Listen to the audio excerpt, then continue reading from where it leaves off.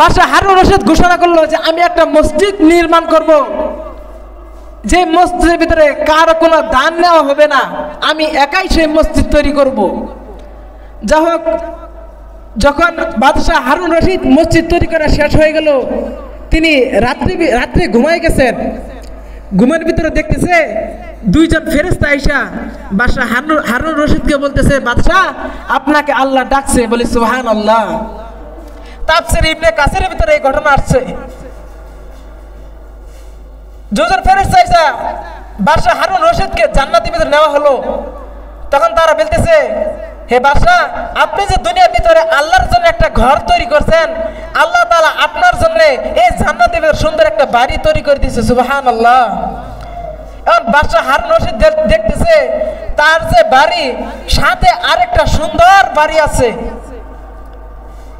তখন সে ওই বাড়ির ভিতর ঢোকার জন্য গেল। তখন ফেরেশতারা বলতেছে, বাদশাহ এই বাড়িটা আপনার না, এই বাড়ি হচ্ছে আহমদ বিন মুসা। কয় এই আবার কোন ব্যক্তি? সে আমার জান্নাতের ভিতরে একটা ঘর বাড়ি পাইয়া গেল গা। তখন ফেরেশতা বলল, এই ব্যক্তি আপনার মসজিদে কিছু দান করছিল, সেই জন্য এই ব্যক্তি এরকম একটা ঘর পাইছে। সুবহানাল্লাহ। এই ঘটনা পরে বাদশাহ হারুন রশিদের ঘুম ভেঙে গেছে। যখন ঘুম ভেঙে গেছে, সকলকে ডাক দিল। তখন মিস্ত্রি থেকে বলতেছে যে আমার মসজিদে আমি একাই মসজিদ তৈরি করছি, এমন কার সাহস যে আমার মসজিদের ভিতরে কিছু দান করলো? তখন পুরো দেশের লোক বললো যে আমরা কোনো কিছু দান করি নাই। তখন বাদশাহ হারুন রশিদ বলতেছে যে মিস্ত্রি, তোমরা যে মসজিদ তৈরি করছো, তোমরা কি কেউ কিছু দান করছো কিনা? তখন কেউ কোনো মিস্ত্রি কিছু বলে না। তখন বাদশাহ হারুন রশিদ বলতেছে, তোমাদের ভিতর থেকে আহমদ বিন মুসা নামে এমন কোন লোক আছে? তখন এক মিস্ত্রি বলতেছে, বাদশাহ আমি আছি। তখন বাদশাহ বলতেছে, তুমি এমন কি মসজিদে দান করলা যে তোমার এই দানের কারণে, সামান্য দানের কারণে আমার বরাবর আমার সমান একটা ঘর আল্লাহ তাআলা তোমার জন্য জান্নাত তৈরি করে দিয়েছে। তখন সেই ব্যক্তি বলতেছে, বাদশাহ আমি তো রাজমিস্ত্রি, দিন আনি দিন খাই, নুন আনতে পান্তা ফুরাই।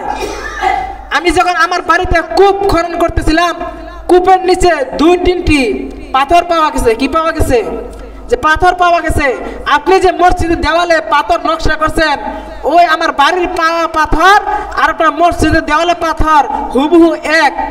আমি চিন্তা করলাম আমি তো কিছু দান করতে পারবো না, বাদশাহ নিষেধ করছে যে কেউ কোনো কিছু দান করতে পারবে না, আমি একাই মসজিদ তৈরি করব। তাই আমি রাত্রেবেলায় ওই আমার 2-3টা পাথর পাইছিলাম, সেই পাথরগুলা আমি যে আপনার পাথর স্তূপ আছে মসজিদের কাছে, এই স্তূপের তো রাইখে গেছি। বলে সুবহানাল্লাহ।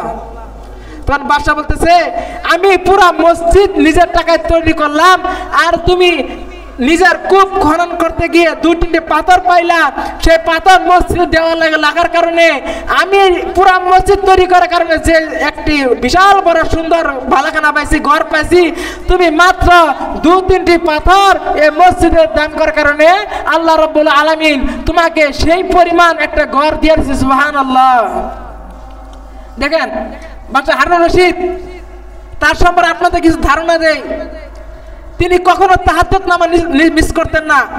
আব্বাসীয় ৫ম খলিফা, তিনি দিনের বেলা শাসন কার্য করতেন, রাত্রেবেলা আল্লাহর কাছে দোয়া করতেন, হে আল্লাহ আমি সারা দিন যে এই বাদশাহী চালাইলাম, বিচার আর্য করলাম, যদি কোনো বিচার ভিতরে ত্রুটি বিচ্যুত হয়েছে আল্লাহ তুমি আমাকে নিজ গুণে ক্ষমা করে দিও। সুবহানাল্লাহ। ইলিশাল্লাহ বাদশাহ হারুন রশিদ তিনি যখন ঘুমাতেন, প্রত্যেক দিন 200 রাকাত নফল নামাজ পড়ে এশার পরে ঘুমাইতেন। যদি নাও পারতেন 100 রাকাত নামাজ পড়তেন। ইনি ছিলেন বাদশাহ হারুন রশিদ, যার কথা তাফসীরের ভিতর আছে।